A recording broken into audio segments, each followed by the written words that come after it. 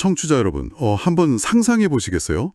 누군가 여러분의 일거수일투족을 빤히 감시하고 있습니다. 아우, 상상만 해도 피곤하네요. 그죠? 근데 그냥 지켜보는 정도가 아니에요. 옆에 아주 바짝 붙어서 단 1초도 눈을 안 떼는 겁니다. 심지어 막 여러분이 침을 꼴깍 삼키는 그 짧은 순간조차도 뚫어지게 응시하면서 평가를 한다고 생각해 보세요. 와, 진짜 숨이 턱 막히는데요. 그러니까요. 이게 약간 SF 스릴러 영화나 아니면 진짜 현대의 가장 악랄한 직장 상사 이야기 같으시겠지만요. 놀랍게도 이건 무려 수천 년 전에 쓰인 고대 문헌에 등장하는 묘사입니다. 시작부터 아주 강렬하네요. 네, 보통 사람들은 그 수천 년 전 고대 문헌이라고 하면 특히 종교나 지혜를 다루는 문헌은 되게 경건할 거라고 생각하잖아요. 맞아요. 막 무릎 꿇고 읽어야 할 것 같고. 네네. 어떤 고난이 닥쳐도 묵묵히 참고 하늘을 우러러보면서 인내하는 그런 아주 예의 바른 텍스트를 떠올리죠. 저도 딱 그랬어요. 뭔가 박물관 유리 진열장 안에 고이 모셔진 우리 진짜 현실 삶이랑은 완전 거리가 먼 그런 고상한 이야기일 거라고 생각했거든요. 네, 흔한 선입견이죠. 근데 오늘 우리가 파헤쳐볼 텍스트는 그 유리 진열장을 아주 와장창 산산조각 내버립니다. 오늘 우리가 깊게 파고들 자료는 바로 단일 문헌인데요. 욥기 7장입니다. 아, 욥기 7장이군요. 네, 청취자 여러분, 오늘 우리의 목표는 그저 뻔하고 지루한 고전 읽기가 절대 아닙니다. 사람이 극심한 고통 속에서 도무지 의미를 못 찾을 때 인간이 내뱉을 수 있는 가장 거칠고 막 솔직하고 심지어 좀 불경하게까지 들리는 그 감정의 밑바닥을 들여다보는 거예요. 맞습니다. 이 되게 오래된 기록이 오늘날 우리가 겪는 번아웃이라든가 우울, 그리고 삶의 부조리에 대한 분노를 얼마나 뼈아프게 짚어내는지 같이 한번 확인해 보시죠. 보통 우리가 그 욥이라는 인물을 떠올리면 항상 인내의 아이콘이라는 꼬리표가 먼저 붙곤 하잖아요. 그렇죠. 모든 걸 잃고도 끝까지 참아낸 사람, 약간 이런 이미지잖아요. 네, 그렇게 포장되니까요. 하지만 오늘 다루는 이 7장 텍스트를 보면요. 인내심이라고는 눈을 씻고 찾아봐도 없습니다. 진짜 일도 없더라고요. 그쵸? 오히려 한계점에 도달해서 멘탈이 완전히 붕괴해버린 인간이 절대자를 향해서 그냥 여과 없이 쏟아내는 절규에 가깝습니다. 맞아요. 그 본격적인 원망을 막 쏟아내기에 앞서서요. 자기가 처한 현실을 묘사하는 부분부터가 진짜 숨이 막히거든요. 자기 인생 전체를 고역, 그러니까 끝없는 전쟁이나 강제 노역에 비유를 해요. 네, 철저한 육체적 피로를 말하죠. 그리고 자기를 품꾼, 즉 일용직 노동자나 종이라고 부르면서 종은 그저 해가 져서 그늘이 지기만을 간절히 바라고 품꾼은 싹쓸 받을 때만 기다린다 이렇게 말하거든요. 아주 적나라한 비유죠. 잠깐만요. 이거 너무 막 시계만 쳐다보면서 퇴근 시간만 미친 듯이 기다리는 현대 직장인들의 그 극심한 번아웃 상태랑 완전 똑같지 않나요? 영혼이 탈탈 탈린 그 느낌이요? 와, 아주 예리하게 연결하셨네요. 여기서 스스로를 종이나 품꾼에 비유했다는 사실에 그 이면을 들여다봐야 하거든요. 이게 노동의 목적이나 자율성이 완전히 거세된 상태를 의미합니다. 아, 자율성이 거세되었다. 네, 자기가 주도하는 삶이 아니라 그저 외분의 힘에 억지로 끌려가면서 하루하루를 간신히 버텨내는 것에 불과해진 거죠. 아우, 슬프네요. 아무런 희망이나 성취감도 없이 그냥 오늘 하루의 고통이 제발 빨리 끝나기만을 바라는 그 피로감이 텍스트 전체를 짓누르고 있는 겁니다. 게다가 이게 밤이 오면 푹 쉬어야 하는데 쉬지를 못해요. 불면증에 대한 묘사가 나오잖아요. 막 언제나 아침이 올까, 언제나 밤이 갈까 하면서 새벽까지 이리 뒤척 저리 뒤척 한다고 하거든요. 네, 밤새 고통받는 거죠. 극도의 스트레스나 막 몸이 너무 아파서 밤을 꼴딱 새워본 분들이라면 이 끔찍한 시간의 흐름을 다들 아실 거예요. 게다가 육체의 상태는 더 충격적입니다. 살에는 막 구더기랑 흙 조각이 옷처럼 덮여있고 피부는 아물었다가 다시 골마 터지기를 반복한대요. 그 육체적 참상의 묘사가 되게 중요한 이유가요. 고통이 단순히 어떤 추상적인 철학의 영역이 아니라 지독하게 물리적이고 감각적인 현실이라는 걸 강조하기 때문입니다. 그냥 비유가 아니군요. 그럼요. 구더기가 기어다니고 터지는 살갗은 이 고통이 일말의 낭만이나 어떤 숭고한 정신적 승리로 예쁘게 포장될 수 없다는 걸 보여주죠. 날 것 그대로의 끔찍한 비극임을 우리한테 각인시키는 겁니다. 근데요, 전문가님, 제가 이 자료를 읽으면서 진짜 혼란스럽고 이해가 안 갔던 부분이 딱 하나 있습니다. 어떤 부분이죠? 방금 막 밤새 이리 뒤척 저리 뒤척 하면서 밤이 끔찍하게 안 간다고, 시간이 멈춘 것 같다고 했잖아요. 네, 그랬죠. 근데 바로 다음 순간에 자기의 날들이 배틀의 북보다 빠르게 지나가 버린다고 탄식을 해요. 아, 그 구절이요? 네. 그 배틀의 북이 실을 짜려고 좌우로 막 휙휙 날아다니는 도구잖아요. 이거 앞뒤가 좀 안 맞지 않나요? 방금 전까진 1분 1초가 안 간다더니 갑자기 인생이 쏜살같이 날아간다는 건 대체 무슨 모순이죠? 그쵸. 얼핏 보면 완벽한 모순입니다. 하지만 심리학적으로 접근해 보면요. 이것이야말로 극한의 고통 속에 있는 인간의 시간 감각을 놀랍도록 정교하게 포착한 대목이거든요. 시간 감각이요? 다르게 느껴진다는 건가요? 네. 막 매 순간순간 피부가 터지고 구더기가 기어다니는 육체적 고통 속에서는 1분 1초가 멈춘 것처럼 영원같이 길게 느껴집니다. 밤은 절대 안 끝날 것처럼 보이죠.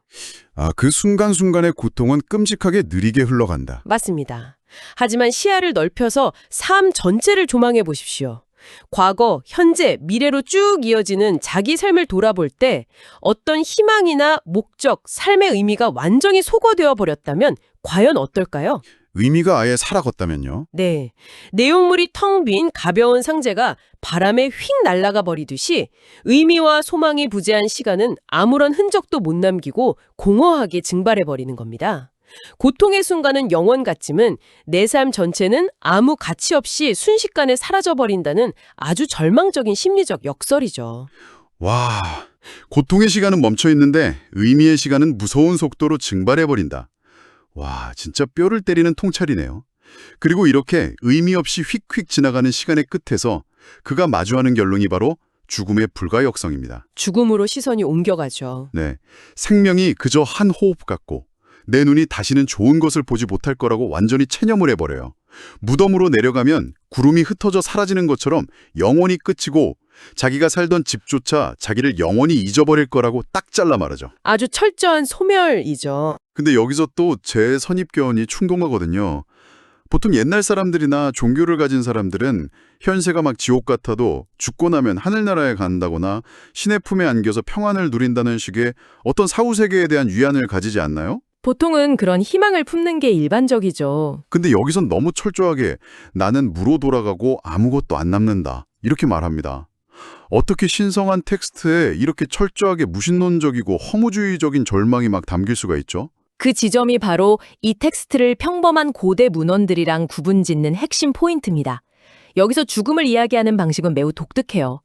그는 지금 4, 5세계의 위안을 상상하면서 현실의 도피처를 찾고 있는 게 아닙니다. 그럼 대체 뭘 하고 있는 건가요? 오히려 자신의 영구적인 소멸, 영영 돌이킬 수 없는 그 파멸 자체를 자신을 지켜보는 존재, 즉 신에게 아주 객관적인 사실이자 무기처럼 들이밀고 있는 겁니다.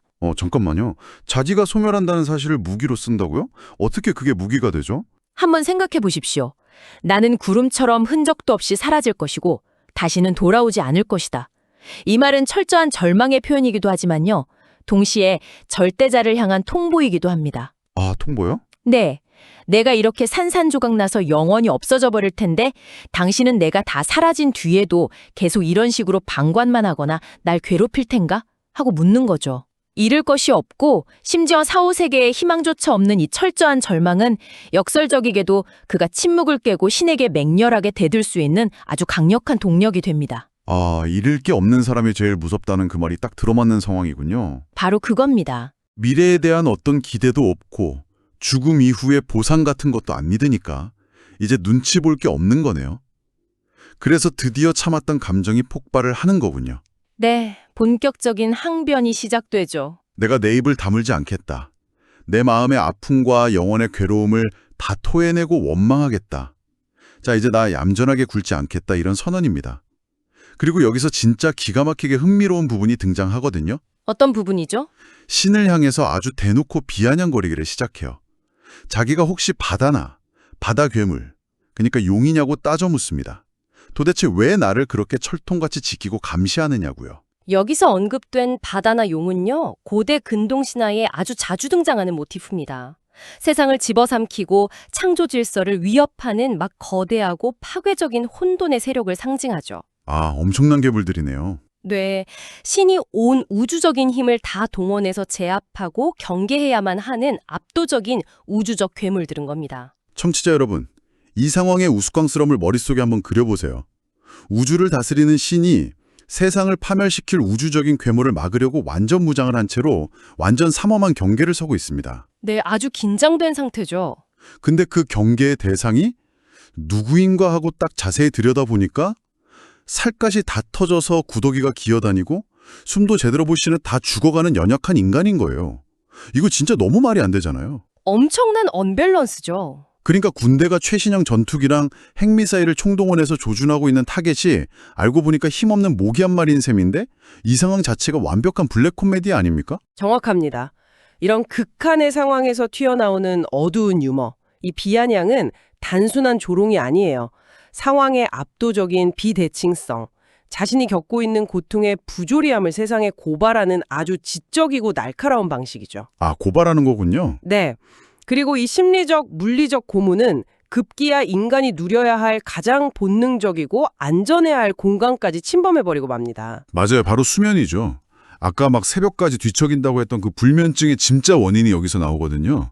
내 침상에 누우면 좀 편해질까 했더니 당신이 꿈으로 나를 놀라게 하고 환상으로 나를 두렵게 합니다. 이러잖아요. 아주 끔찍한 상황입니다. 육체의 그 끔찍한 고통을 잊을 수 있는 유일한 탈출구가 잠인데 절대자가 직접 악몽을 보내서 그마저도 앗아간다는 거잖아요.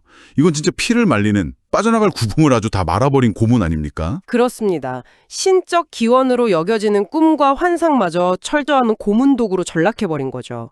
그래서 그는 절규를 합니다. 차라리 뼈가 이렇게 쑤시는 것보다 숨이 막혀서 죽는 게 낫다고요. 아, 얼마나 괴로우면. 생명을 싫어하고 영원히 살고 싶지 않으니까 제발 나를 좀 놔달라, 내버려 두라고 소리칩니다. 여기서 우리는 고통받는 자가 보여주는 이 급진적 정직함에 주목을 해야 합니다. 급진적 정직함이요? 네, 보통 종교적이거나 도덕적인 틀 안에서는 극심한 고통에 처한 사람한테 흔히 요구되는 태도가 침묵과 수능이거든요. 아, 그렇죠. 다 뜻이 있겠거니 해라 이런 거요. 맞아요. 세상 이치를 다 이해할 순 없어도 다 뜻이 있겠거니 하면서 조용히 감내하라는 일종의 폭력적인 요구죠. 하지만 그는 그 억압적인 조용함을 거부합니다. 대차게 거부하죠. 내 삶은 헛것이고 당신의 감시가 나를 질식하게 하니까 차라리 날 죽여달라. 이렇게 소리치는 행위는요. 부조리한 세상의 작동 방식에 정면으로 맞서는 저항입니다. 아, 저항이군요. 네, 고통을 거룩하게 포장하지 않고 날 것 그대로 들이받는 것이야말로 인간이 지킬 수 있는 마지막 자존엄의 표현인 셈이죠. 와, 침묵하지 않고 자신의 끔찍한 상태를 낱낱이 고발하는 것 자체가 이 마지막 인간성의 증명이라는 해석 정말 소름 돋네요. 자, 이제 이 치열한 항변은 클라이맥스로 치닫습니다. 신이 자기를 막 괴물 취급한다로 비꼬던 걸 넘어서서요. 이제는 신이 인간에게 가지는 관심 그 자체의 본질을 아예 송두리째 뒤집어 엎어버립니다. 아주 대담한 시도죠. 원래 종교적인 맥락에서 볼 때 신이 인간을 막 굽어 살피고 관심을 가져주는 건 최고의 축복이자 은혜잖아요. 그렇죠. 전통적으로 신의 시선과 보살핌은 생명의 근원으로 여겨지니까요. 근데 여기서 이렇게 묻습니다. 사람이 도대체 무엇이길래 당신께서 이렇게 크게 여기시고 마음을 두시고 아침마다 찾아와서 건징하시고 분초마다 시험하십니까? 이거 문장만 딱 떼어놓고 보면 얼핏 신의 크신 사랑에 감격하는 찬양 같기도 한데요. 아주 중요한 포인트를 딱 짚으셨습니다. 이 구절은요, 고대 이스라엘의 전통적인 찬양, 특히 시편 8편에 등장하는 사람이 무엇이관데 주께서 저를 생각하시며 라는 아주 유명한 구절을 완벽하게 그리고 아주 의도적으로 비틀어버린 패러디입니다. 아, 패러디였어요? 네, 원본 찬양에서는 거대한 우주 속에서 진짜 먼지 같은 인간을 특별히 사랑하고 돌보시는 신의 은혜에 감격하는 내용이거든요. 되게 아름다운 내용이네요. 그런데 여기서는 똑같은 언어 구조를 사용해서 그 은혜를 가장 끔찍한 저주로 탈바꿈을 시킵니다. 도대체 인간이 뭐 대단한 존재라고 이렇게까지 징그럽게 집착하십니까? 라는 극도의 혐오감을 담아서 되묻는 것이죠. 와, 은혜로운 찬양의 가사를 그대로 싹 가져와가지고 숨막히는 스토킹에 대한 항변으로 써먹은 거군요. 천재적인 비꼼이네요, 진짜. 보통 사람들은 막 신전에 가서 제발 저를 지켜봐 주세요. 저에게 관심을 가져주세요. 이렇게 기도를 하는데 지금 이 사람은 제발 나 좀 그만 쳐다봐. 나를 그냥 투명인간 취급해달라고 이렇게 애원하고 있는 거잖아요. 완전히 정반대죠. 특히 아까 오프닝에서 말씀드렸던 그 구절 침 삼킬 동안도 나를 놓지 않으신다는 표현은 진짜 압권입니다. 내가 침을 삼키는 그 1초의 찰나조차 감시의 눈길에 안 거둔다니 이건 뭐 사랑이나 보살핌이 아니라 완전 숨통을 조이는 우지적 마이크로 매니지먼트, 그 자체 아닌가요? 절대자의 전지전능함, 즉 모든 것을 다 아시고 사람의 속마음까지 감찰하신다는 그 속성은요. 보통 신앙인들에게 있어서는 억울함을 풀어주고 보호해주는 엄청난 위안의 근원입니다. 든든한 백 같은 거네요. 그렇죠. 하지만 고통의 한가운데 갇힌 자에게 그 전능한 시선은 도피할 곳 없는 완벽한 파놉티콘, 아주 숨막히는 창살로 변모해버립니다. 그래서 그는 묻는 겁니다. 사람을 감찰하시는 자요. 내가 죄를 지었다 한들 그것이 당신처럼 거대한 존재에게 무슨 해가 됩니까? 그러니까요. 막 내가 좀 잘못을 했다고 쳐요. 근데 신은 온 우주를 통치하는 엄청난 분인데 내 그 먼지 같은 잘못이 그 거대한 신의 권위에 무슨 흠집이라도 낸단 말입니까? 대체 왜 굳이 나를 관역으로 삼아서 쏘아내느냐고요. 아주 뼈아픈 질문이죠. 근데 그렇게 쓱 과도한 관심을 막 비판하다가요. 마지막 구절에 이르면 진짜 폭탄 같은 최후 통첩을 빵 날립니다. 이 부분이 저는 제일 충격적이었어요. 네, 마지막 선언이죠. 왜 내 허물을 용서해주지 않습니까? 내가 이제 곧 회개 누울 텐데 그때 당신이 나를 부지런히 찾아도 나는 이미 사라지고 없을 것입니다. 전문가는 이거 앞뒤가 좀 안 맞는 거 아닌가요? 왜 그렇게 느끼셨죠? 앞에서는 자기가 너무 보잘것없고 먼지나 벌레 같은 존재니까 제발 신경 좀 끄라고 해놓고서 여기서는 약간 당신 나 죽으면 나 업종 찾을걸? 근데 어떻게? 난 이미 없고 당신은 날 영원히 잃게 될 거야. 거의 막 이런 뉘앙스로 들리거든요. 자기가 대단한 존재라는 건가요? 아니라는 건가요? 그 모순처럼 보이는 지점이 바로 이 텍스트가 지닌 도발성의 최고 정점입니다. 이 마지막 발언을 통해서 우리는 그가 단순히 막 무기력한 피해자나 허무주의에 빠진 사람이 절대 아님을 깨닫게 되거든요. 아, 허무주의자가 아니다. 네, 그는 사실 깊은 곳에서 자신이 절대자에게 아주 중요한 존재라는 사실을 명확하게 인지하고 있습니다. 아, 자기가 우주적으로 가치 있는 존재라는 걸 스스로 이미 알고 있다고요? 맞습니다. 신이 자신을 부지런히 찾을 거라는 것, 즉 신이 자신을 아끼고 사랑한다는 그 근본적인 관계성을 이미 알고 있는 겁니다. 와, 반전이네요. 그렇기 때문에 이 절규는 단순한 원망을 넘어선 거대한 신학적 협박이 됩니다. 당신이 나를 사랑하고 가치 있게 여긴다면 나를 영원히 잃어버리기 전에 지금 당장 나를 용서하고 이 숨막히는 고통에서 풀어달라. 협박을 하는군요. 네, 그러지 않으면 흙으로 돌아간 나를 찾으면서 당신 역시 사랑하는 피조물을 잃어버리는 뼈아픈 상실을 겪게 될 것이다. 이렇게 절대자를 향해서 도리어 경고의 화살을 쏘아 날리고 있는 것입니다. 와, 진짜 소름이 돋네요. 그냥 고통스러워서 징징대는 게 아니라 자기 존재의 가치를 딱 담보로 잡고 우주의 창조력랑 벼랑 끝 전술을 펼치고 있었던 거군요. 아주 정확한 요약입니다. 네, 청취자 여러분, 벌써 마무리할 시간입니다. 오늘 우리는 고대 텍스트 욥기 7장을 통해서 참으로 깊고 어두운 그러나 너무나도 생생한 인간의 내면을 탐험했습니다. 막 구더기가 들끓고 불면증에 시달리는 그 육체의 고통에서 시작해서요. 네, 거기서부터였죠. 구름처럼 흔적 없이 사라져버릴 죽음의 허무함을 지나서 마침내 침 삼킬 동안만이라도 나를 내버려 두라. 이렇게 우주를 향해 쏟아내는 그 거칠고 솔직한 분노까지 쭉 쫓아가 보았죠. 네, 오늘 다룬 이 여정은 인간이 극심한 절망에 빠졌을 때 겪는 심리적 붕괴와 그쪽에서 절대자를 향해 던질 수 있는 가장 근본적이고 날카로운 질문들을 진짜 놀랍도록 투명하게 보여주었습니다. 우리는 일상에서 참 피곤한 요구를 되게 자주 받잖아요. 막 삶이 우리를 짓누르고 엉망진창일 때조차 주변에서는 긍정적으로 생각해라. 다 좋은 경험이 될 거다. 이러면서 억지 미소랑 감사를 강요하잖아요. 은근히 그런 압박이 많죠. 하지만 오늘 이 텍스트가 시대를 초월해서 우리에게 건네는 진짜 위안은 바로 이것이 아닐까 싶습니다. 삶이 정말 끔찍할 때 내 삶은 헛것이니 나를 좀 내버려 두라. 이렇게 속의 감정을 있는 그대로 토해내는 거예요. 네, 맞아요. 그것이 결코만 나약하거나 잘못된 게 아니라 부조리 앞에서 인간이 취할 수 있는 너무나도 정당하고 지극히 인간다운 감정이라는 사실 말입니다. 우리가 고통 앞에서도 억지로 예의를 차리거나 거룩하게 막 포장할 필요가 없다는 것. 그 급진적인 정직함이야말로 이 문헌이 주는 가장 큰 해방감일 것입니다. 오늘의 심층 탐구를 마치면서 청취자 여러분이 방송이 끝난 후에 혼자 곰곰이 씹어보실 만한 도발적인 질문을 하나 딱 던지고 싶습니다. 네, 어떤 질문이죠? 오늘 텍스트의 주인공은 극한의 고통 속에서 신을 향해 차라리 자신을 투명인간 취급하고 좀 무시해달라고 울부짖었습니다.